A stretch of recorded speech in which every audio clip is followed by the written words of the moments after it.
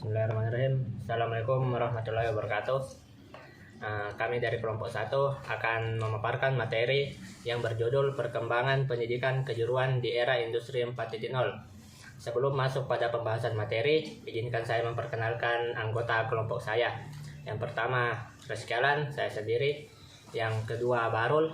Yang ketiga, Atifa Hidayah Sainal. Yang keempat, Febrianti Limbong Buah. Yang kelima, Ummu Alifia. Dan yang keenam, Nurul Afifa. Dan yang ketujuh, Nurul Anissa. Baiklah, materi pertama yaitu pengertian revolusi industri 4.0. Istilah industri 4.0 pertama kali digemakan pada Hannover Fair. Istilah ini digunakan oleh pemerintah Jerman untuk memajukan bidang industri ke tingkat selanjutnya dengan bantuan teknologi. Mengutip dari laman Forbes, revolusi industri generasi keempat bisa diartikan sebagai adanya ikut campur sebuah sistem cerdas dan otomasi dalam industri. Industri 4.0 dikenal juga dengan revolusi digital dan era disrupsi teknologi. Dimaksud revolusi digital karena terjadinya percepatan perkembangan komputer dan pencatatan secara otomatis pada semua bidang. Bagaimana dampak perkembangan pendidikan kejuruan di era industri Indonesia? Bagian A, teknologi. Peran teknologi maupun sumber daya manusia sangat berpengaruh terhadap perkembangan sebuah penyelenggaraan pendidikan kejuruan. Di era revolusi, industri 4.0, suatu hal yang sangat digencarkan yaitu pengaplikasian teknologi di bidang cyber. Dalam hal ini, teknologi-teknologi seperti kecerdasan buatan atau artificial intelligence sedang marak-maraknya dikembangkan. Kemudian bagian B, dengan adanya revolusi industri 4.0 akan mengakibatkan beberapa hal seperti globalisasi yang harus berlanjut, meningkatnya kebutuhan akan inovasi, permintaan orientasi layanan yang lebih tinggi, serta kebutuhan untuk kerjasama dan kolaboratif. Hal ini akan berdampak positif pada pendidikan vokasi dengan bidang khusus yang dipelajari. Perusahaan-perusahaan akan semakin mudah untuk bekerja sama terhadap seorang lulusan vokasi.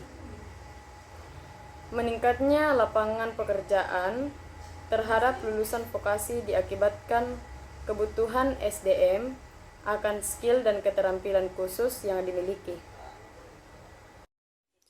Pengaruh pendidikan kejuruan di era industri 4.0.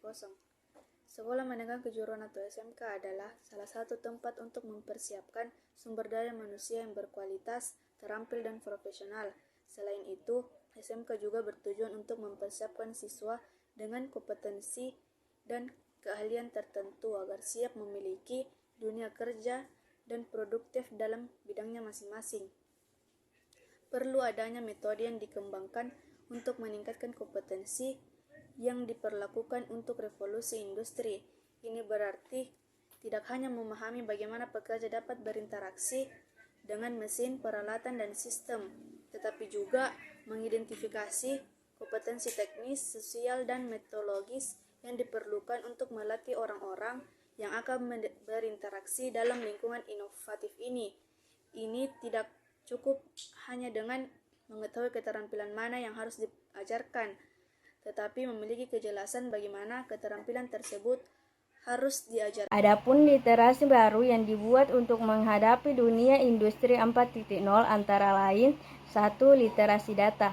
Di era revolusi industri 4.0, pemerintah pun telah memberikan prediksi bahwa bidang teknologi dan informasi akan mengalami perkembangan yang sangat pesat. Kemajuan ini tentunya akan menguntungkan masyarakat dengan akses yang lebih cepat untuk data-data yang diperlukan. Namun, perkembangan teknologi ini dapat menjadi pedang bermata dua dengan berbagai kemudahan yang tersedia. Informasi tanpa sumber yang kredibel pasti akan bermunculan.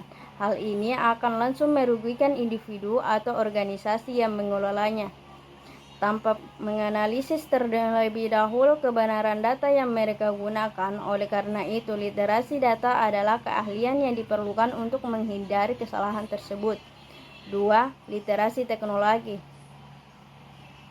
Literasi teknologi informasi dan komunikasi merupakan kemampuan menggunakan TIK untuk menemukan, menilai, menggunakan, membuat, dan mengkomunikasikan informasi.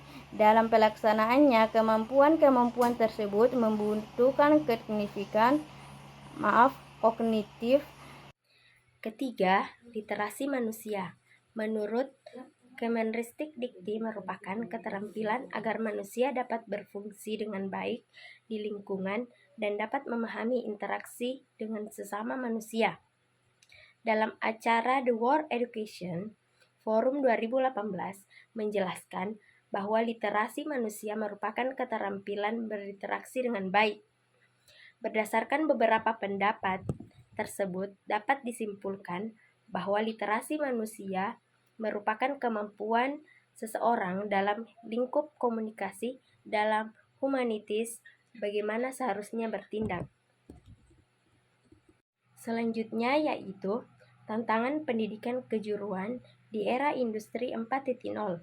Perkembangan industri begitu pesat di mana lajunya sering tidak mampu diikuti pendidikan kejuruan dari sisi prasarana, sarana, teknologi kurikulum, maupun kompetensi gurunya.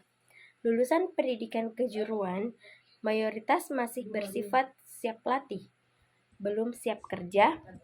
Dengan adanya adaptabilitas yang relatif rendah.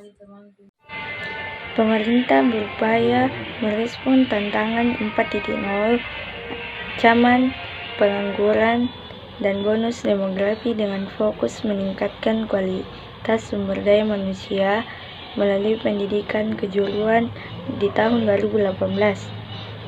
Pemerintah melalui kebijakan lintas kementerian dan lembaga mengeluarkan berbagai kebijakan. Salah satu kebijakan pemerintah adalah revitalisasi pendidikan kejuruan Indonesia. Dukungan dari pemerintah harus mencakup sistem pembelajaran, satuan pendidikan, peserta didik, pendidik, dan tenaga kependidikan juga dibutuhkan. Materi tentang perkembangan pendidikan kejuruan di era industri 4.0 tentang satuan pendidikan. Satuan pendidikan meliputi 1. Unit sekolah baru dan ruang kelas baru, 2. Ruang belajar lainnya, 3. Rehabilitasi ruang kelas, 4. Asrama siswa dan guru, 5. Peralatan, 6. Manajemen dan kultur sekolah. Selanjutnya yaitu elemen peserta didik. Elemen peserta didik meliputi 1. Pemberian beasiswa dan 2. Pengembangan minat bakat. Selanjutnya yaitu revitalisasi sistem pembelajaran. Revitalisasi sistem pembelajaran meliputi 1. Penyediaan, 2. Distribusi, 3. Kualifikasi, 4. Sertifikasi, 5. Pelatihan, 6. Karir dan kesejahteraan. Baik, itulah materi yang dapat disampaikan oleh kelompok 1. Lebih dan kurangnya mohon dimaafkan. Wabillahi taufiq wal hidayah. Wassalamualaikum warahmatullahi wabarakatuh.